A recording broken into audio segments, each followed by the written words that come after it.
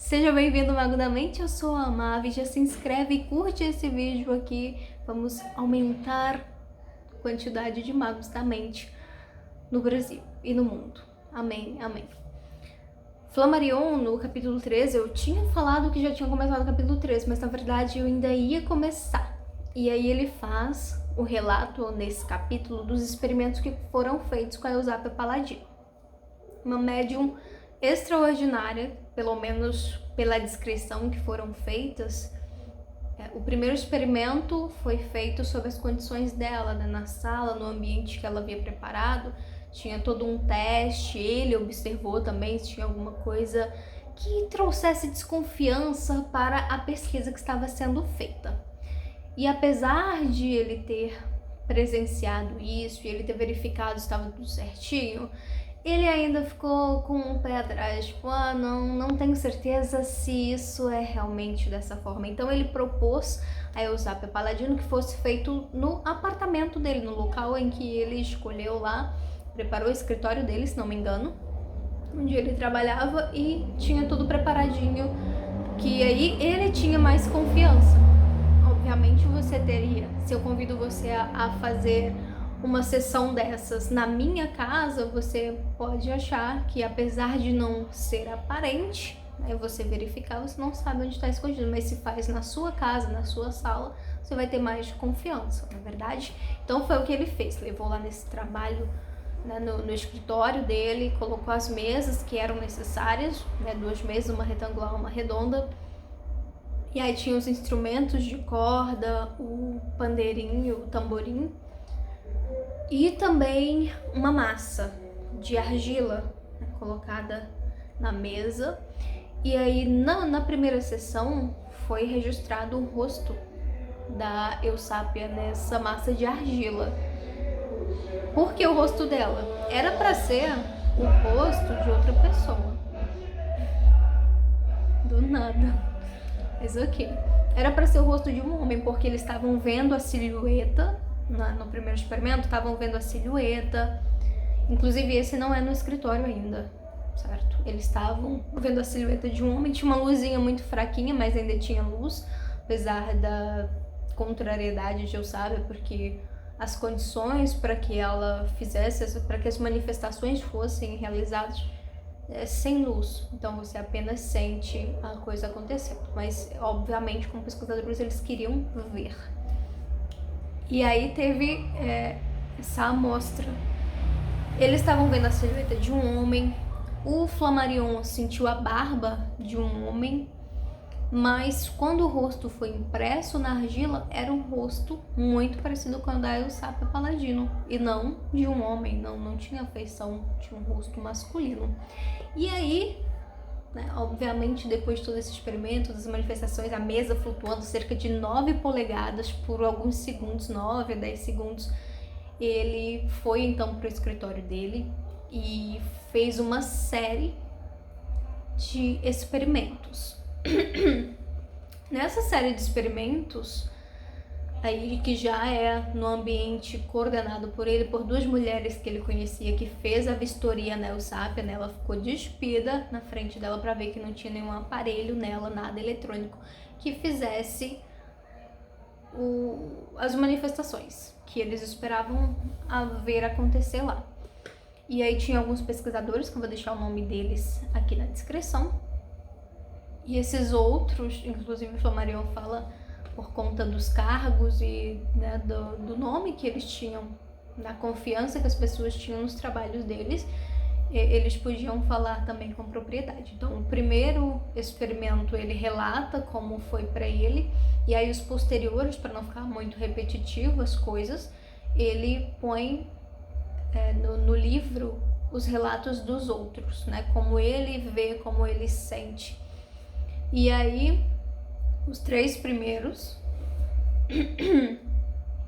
não me lembro onde é que tá exatamente, mas na casa dele, certo? Com toda a vistoria, sempre analisam muito antes de começar.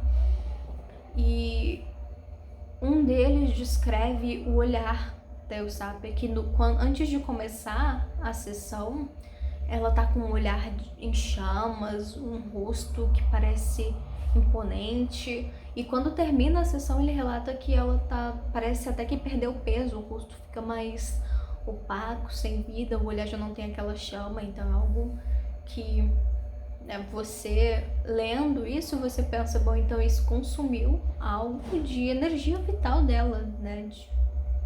Sugou a vitalidade, porque tava com um olhar chamuscante, por assim dizer, e logo após já parece outra pessoa até. E aí, beleza. Nós temos então toda essa vistoria e aí a gente parte para os movimentos que são feitos.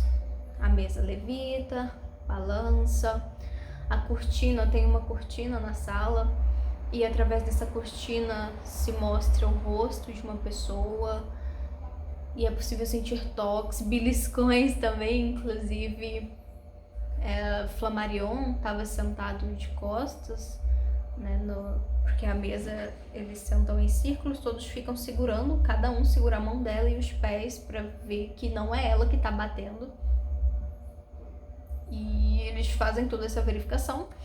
Então, após isso, né, dos movimentos e tal, de sentir toque, de sentir beliscão, a segunda fica um pouco mais forte na segunda experiência, que aí já tem o cara foi levantado da cadeira, tipo, está sentado na cadeira, uma cadeira pesada, dessas de jantar, de mesa de jantar, que é madeira de verdade, jogado da cadeira, a cadeira lançada para outro lado. Eles viram o móvel vindo na direção deles, que era um sofá, um divã, se não me engano. Pela tradução, acredito que tenha sido um sofá. Mas enfim, veio na direção deles e aí quando o Sápia olhou para ele, ele voltou pro lugar. Cadeira também da mesa do jantar que foi lá cumprimentar eles, os móveis da casa indo cumprimentar eles. Eu achei isso muito extraordinário. E aí a última que eu li, a última experiência, não é a última experiência, mas a última que eu li nesse terceiro capítulo, que fala a respeito do relógio. Eu achei muito curioso isso. O rapaz, o homem, relata que ele tinha um relógio que era muito difícil de dar corda. Ele já tinha esse relógio há muito tempo e mesmo com toda a prática que ele tinha, ainda era muito difícil, porque você tinha que puxar, enfiar e tal, dificílimo. E aí o espírito estava lá manifestando. Eles têm um certo receio em pronunciar dessa forma, espírito, espiritismo, mas era o nome que foi dado, né? O nome que tinham para utilizar. Então o espírito tocou as cordas, tocou o pandeiro, levitou mesa, bateu, deu várias demonstrações de que realmente tinha algo sobrenatural acontecendo ali. E aí ele quis mais uma prova. Então ele entregou o relógio, né, colocou na mesa e então pediu que o espírito fizesse isso. Então o relógio foi erguido da mesa, mas depois voltou para o mesmo lugar sem soar o alarme, né, que a intenção dele é fazer soar o alarme. Uma segunda vez e depois devolveu. E aí antes de ele pedir que acontecesse uma terceira vez, ele perguntou ao Sápia se era necessário que ele dissesse o mecanismo para fazer o relógio funcionar. E ela disse que não era necessário porque o espírito ia fazer. Só que ele, mesmo ele não falando, ele relata, né, que ele pensou. Então ele não falou, não expressou, não verbalizou o pensamento, mas estava lá. E no momento que ele acabou de pensar como que fazia, o espírito pegou o negócio da mesa e fez soar o alarme. Ele ficou, a princípio, decepcionado. Fez todas essas coisas, mas não vai fazer o relógio soar o alarme. Até que, finalmente, né, na terceira tentativa, pegou o relógio e fez soar o alarme. Então, muito interessante, muito extraordinário. E a nossa segurança máxima, que não falha. Sinto mais segura agora. Certo.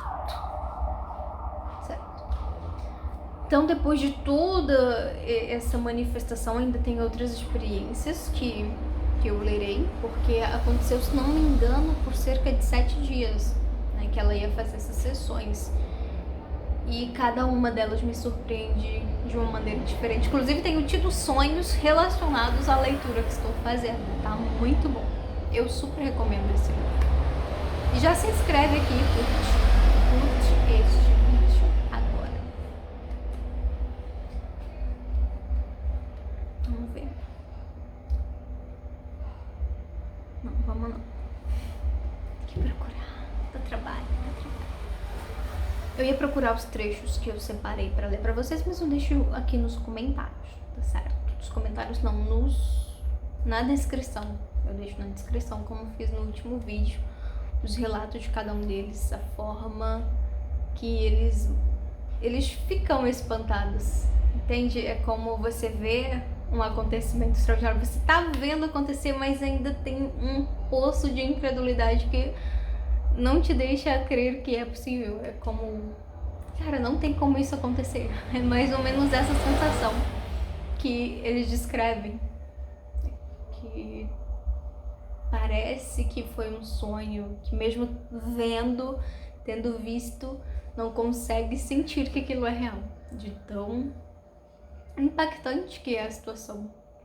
E eu gostaria realmente, inclusive, como percebi que os médiums estão tanto quanto difíceis, eu mesma desenvolver a minha própria mediunidade e começar a fazer os meus próprios experimentos para tentar descobrir de alguma forma como fazer, ou se não conseguir explicar como se faz, pelo menos fazer e sentir o mecanismo acontecendo.